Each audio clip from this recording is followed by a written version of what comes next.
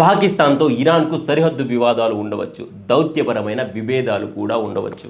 కానీ ఎప్పుడైనా భారతదేశం మరియు పాకిస్తాన్ మధ్య ఏదైనా గొడవ తలెత్తినప్పుడు ఖమేనీ తన మతపరమైన బంధానికే పెద్దపీట వేశారు. ఇరాన్ మరియు పాకిస్తాన్ల మధ్య విభేదాలు ఉన్నప్పటికీ కేవలం ఒకే మతానికి చెందిన దేశాలనే కారణంతో ఖమేనీ పలు సందర్భాల్లో భారతదేశానికి వ్యతిరేక వైఖరిని అవలంబించారు. పాకిస్తాన్కు పరోక్షంగా లాభం చేకూర్చేలా అంతర్జాతీయ వేదికలపై భారతదేశాన్ని దోషిగా నిలబెట్టేలా ఆయన చేసిన ప్రసంగాలు అనేకమున్నాయి.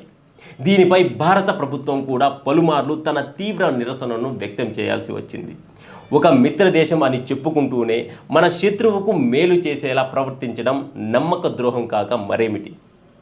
ముఖ్యంగా కశ్మీర్ అంశం దగ్గరకు వచ్చేసరికి ఖమేనీ అసలు రంగు బయటపడింది. కశ్మీరీ ముస్లింల మద్దతు కూడగట్టుకోవడానికి, వారిని రెచ్చగొట్టడానికి ఆయన నిరంతరం భారత్ను విమర్శిస్తూనే ఉన్నారు. మన దేశ సమగ్రత కోసం, కాశ్మీర్ అభివృద్ధి కోసం భారత ప్రభుత్వం ఆర్టికల్ 370ని రద్దు చేసినప్పుడు ప్రపంచవ్యాప్తంగా ఉన్న భారతీయులంతా హర్షం వ్యక్తం చేశారు. కానీ ఖమేనీ మాత్రం ఈ నిర్ణయాన్ని తీవ్రంగా వ్యతిరేకిస్తూ భారత్పై విరుచుకుపడ్డారు. ఇది మన అంతర్గత విషయం అని తెలిసి కూడా ఒక దేశ సార్వభౌమాధికారాన్ని ప్రశ్నించే హక్కు ఆయనకు ఎవరిచ్చారు? అంతటితో ఆగకుండా గతంలో జరిగిన ఆపరేషన్ సింధూర్ విషయంలో కూడా ఆయన మన దేశ భద్రతా దళాల చర్యలను తప్పుబట్టాడు.